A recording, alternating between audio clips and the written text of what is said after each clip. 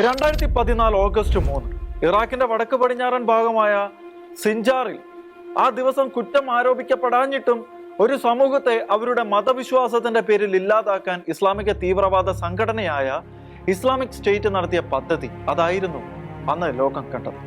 Yazidi ജനതയുടെ ചരിത്രപരമായ മാതൃഭൂമിയായിരുന്ന സിൻജാറിലെ Islamic സ്റ്റേറ്റിന്റെ ആക്രമണം ആയിരക്കണക്കിന് പുരുഷന്മാരുടെ ജീവനാണ് കവർന്നത്. പക്ഷെ ജീവിച്ചിരിക്കുന്ന സ്ത്രീകൾക്കും കുട്ടികൾക്കും അതിലും ക്രൂരമായ ദുരന്തം കാത്തിരിക്കുന്നുണ്ടായിരുന്നു. 2014 ആ ഓഗസ്റ്റിൽ ലോകം വീണ്ടും കേട്ടു നൂറ്റാണ്ടുകൾക്ക് മുൻപ് അവസാനിച്ചുവെന്ന് കരുതിയിരുന്ന ഒരു വാക്ക്: അടിമച്ചം.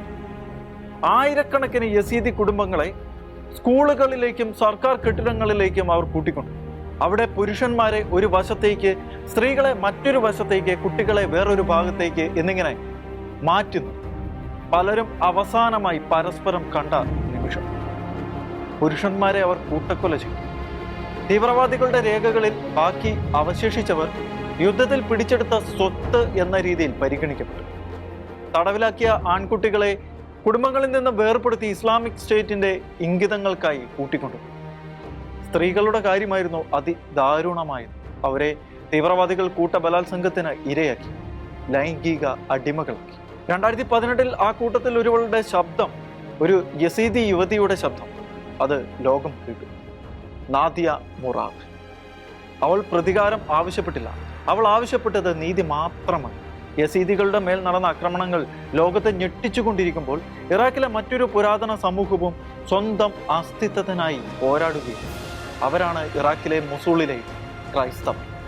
2000 വർഷം യേശുക്രിസ്തുവിന്റെ ശിഷ്യന്മാരുടെ കാലം മുതൽ മെസൊപ്പൊട്ടോമിയയുടെ മണ്ണിൽ വിശ്വാസം കാത്തു സൂക്ഷിച്ച ജനം, അവരുടെ നഗരങ്ങൾ, അവരുടെ ദേവാലയങ്ങളെല്ലാം ഇസ്ലാമിക് സ്റ്റേറ്റ് തകർത്തു.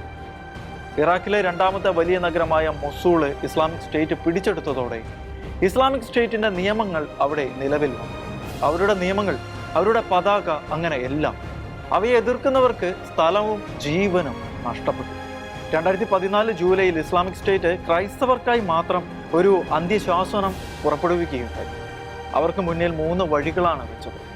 ഇസ്ലാം മതം സ്വീകരിക്കുക, അല്ല എങ്കിൽ ചരിത്രത്തിലെ ഇസ്ലാമിക ഭരണകൂടങ്ങളിൽ നിലനിന്നിരുന്ന ആശയത്തെ അടിസ്ഥാനമാക്കി ജിസ്യ എന്ന നികുതി അടച്ച് അവരുടെ നിയന്ത്രണത്തിൽ ജീവിക്കുക, അതുമല്ല എങ്കിൽ ആ പ്രദേശം തന്നെ വിട്ടുപോകുക. ഒരു രാത്രി കൊണ്ട് ഒരു തീരുമാനമെടുക്കണം. വിശ്വാസം ഉപേക്ഷിക്കുമോ, വീട് ഉപേക്ഷിക്കുമോ, അല്ലെങ്കിൽ ജീവൻ തന്നെ നഷ്ടപ്പെടുത്തണം. ഇസ്ലാമിക് സ്റ്റേറ്റ് അറബിയിൽ ക്രൈസ്തവരുടെ വീടുകളിൽ നസ്രാണി എന്ന പദത്തിന്റെ ആദ്യ അക്ഷരം കുറിച്ചു. അത് ആ വീടുകൾ അവർ ലക്ഷ്യമാക്കാനിരിക്കുന്നതിന്റെ സൂചനയായിരുന്നു. ചിലർ വീട് ഉപേക്ഷിച്ചു പോയി, മറ്റു ചിലർ ജീവൻ തന്നെ നഷ്ടപ്പെടുത്തി. ആയിരക്കണക്കിന് ക്രൈസ്തവ കുടുംബങ്ങൾ ആ രാത്രിയിൽ തന്നെ രക്ഷപ്പെട്ടു. അവർ ഗർഗോഷ്, ബോർക്കല്ല, കരംലസ്, ടെൽസ്കോഫ്, അൽഘോഷ് എന്നീ നിനവെ സമതലത്തിലെ ക്രൈസ്തവ പട്ടണങ്ങളിലേക്കാണ് രക്ഷപ്പെട്ടത്. എന്നാൽ അവിടെയും സുരക്ഷ അധിക നാൾ നിലനിന്നില്ല. ഓഗസ്റ്റിൽ ആ പട്ടണത്തിലേക്ക് ഇസ്ലാമിക് സ്റ്റേറ്റ് വീണ്ടും എത്തി. വീണ്ടും കൂട്ടക്കുരുതിയും പാലായനം. ISISന്റെ നിയന്ത്രണത്തിലായ പല പ്രദേശങ്ങളിലും പുരാതന ദേവാലയങ്ങളും ആശ്രമങ്ങളും നശിപ്പിക്കപ്പെട്ടു. ക്രൂശുകൾ തകർത്തു. അവർക്ക് സ്വന്തം വീട് നഷ്ടപ്പെട്ടു, സ്വത്ത് നഷ്ടപ്പെട്ടു. എന്നാൽ ക്രിസ്തുവിലുള്ള അചഞ്ചലമായ വിശ്വാസം നഷ്ടപ്പെടുത്താൻ അവർക്ക് കഴിഞ്ഞു. അഭയാർത്ഥി ക്യാമ്പുകളിൽ ദേവാലയങ്ങളും സ്കൂളുകളും താൽക്കാലികമായി അഭയ കേന്ദ്രങ്ങളായി. ക്രൈസ്തവരും യസീദികളും ഉൾപ്പെടെ നിരവധി അതിജീവിതർ പിന്നീട് സ്വന്തം ജീവിതം പുനർനിർമ്മിക്കാൻ ശ്രമിച്ചു.